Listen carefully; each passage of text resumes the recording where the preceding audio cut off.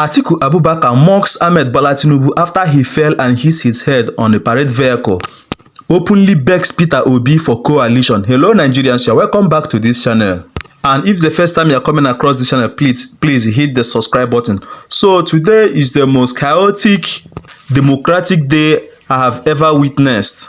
While the president was giving his speech at the Eagle Square, Nigerians were busy chanting minimum wage, and some people somewhere in Lagos were busy protesting against the hardship and the hunger in the country. And that is a clear evidence that there is nothing to celebrate. This Democracy Day celebration is of no use, because what is being practiced here in Nigeria is not democracy. I'm telling you the truth. And today, once again, Ahmed Bola Tinubu actually came out to make promises to Nigerians of how he's going to make Nigeria better and how he's going to listen to the cry and the pleas of the Nigerian citizens. However, something actually happened today while he was trying to climb the parade van. He actually fell and hit his head on the ground, according to reports. I will also drop that video here for you to see what actually happened. But the bone of contention here is that Atiku Abubakar, the PDP presidential candidate for the 2023 general election, came out to make mockery of Ahmed Bola Tinubu after he fell.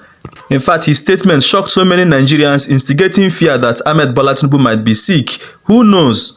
While some Nigerians saw it as something that can happen to anybody, saw it as normal thing that one can actually hit his head, stumble upon something and fall, Atiku Abubakar took it to the next level by making the statement, he hopes all is well with Ahmed Bola Tinubu. Now, I'm going to read that particular tweet for you and we'll just analyze the video. Now, Atiku Abubakar said, "I sincerely sympathize with President Bola Tinubu at official bat over his unfortunate incident as he was set to review the parade on Democracy Day. I do hope that all is well with him." Now, a lot of people are beginning to say, why is Atiku Abubakar actually giving this sarcastic comment, making this kind of sarcastic comment concerning the fall of Ahmed Bola Tinubu? Now, he didn't just make this post, he also uploaded that particular clip, that particular video where Ahmed Bola Tinubu actually fell.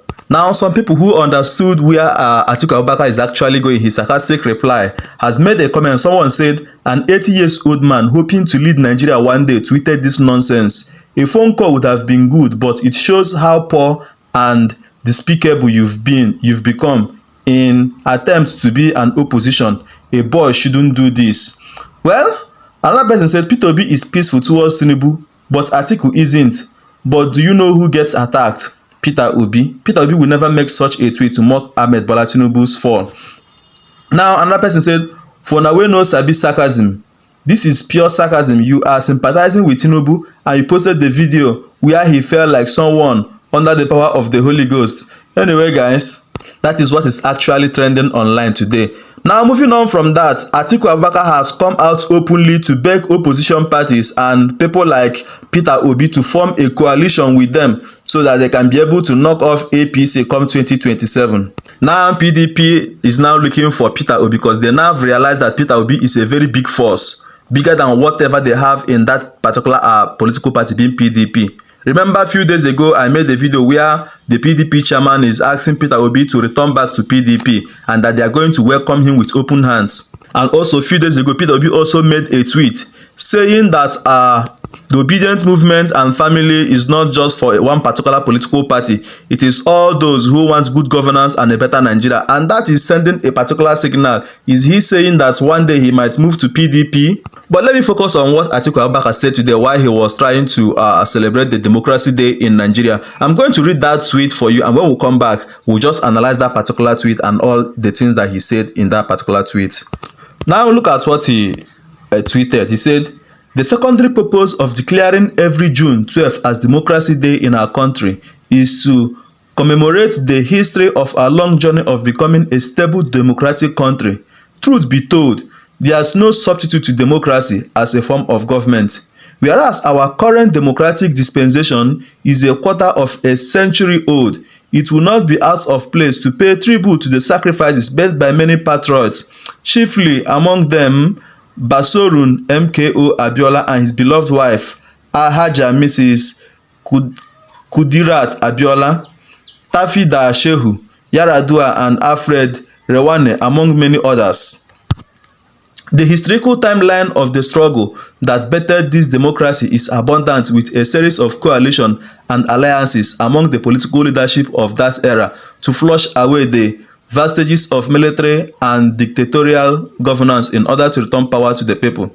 It is commendable that 25 years we have witnessed an uninterrupted session of electoral politics. It is an unprecedented approach in our history. It is worthy of celebrating, and commendation must go to the people of our great country. I must also congratulate the political class for having embraced the rectitude of nurturing a democracy as well as the civil society. It is important that all stakeholders continue to do their bit to ensure the sustainability of our democracy. But our democracy is not yet virile if it continually fails to deliver the promises of prosperity and liberty to those people. However, the past 9 years has thrown up a regime of extreme hardship, manifested in excruciating poverty and unprecedented level of violence and insecurity upon our people. Sadly, the ruling All Progressive Congress is to blame for bringing forth this dawn of gloom. But the opposition political parties are even more guilty than the ruling party for the seeming lack of capacity to continue to come together and galvanize a coalition that will retire the ruling party and articulate a plan of good governance that will earn the conviction of Nigerians. Now, Atiku Abubakar is now looking for coalition. He is now looking to alliance with other political parties, including Labour Party and Peter Obi. We know where this tweet is actually going. We know now he is regretting his actions, and PDP is also regretting their action.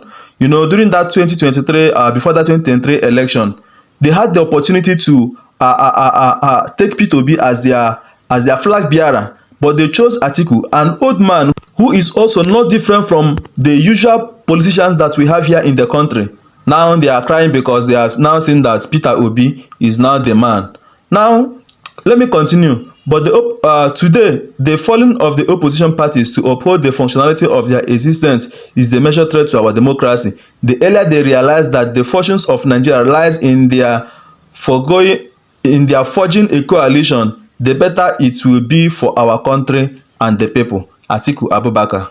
Now PDP is beginning to wake up, and they are now seeking for coalition with other political parties like Peter Obi, the Labour Party, and the rest of them. Well, for some time now, they have been sending this signal to Peter Obi, and Peter Obi has never said anything or given them any reply. Let's just hope that come 2027, they will find a way to remove this particular APC government that has impoverished Nigerians and caused Nigerians much pain. I'd like you to drop your comments in the comment section, and don't forget to subscribe to this channel for more videos like this.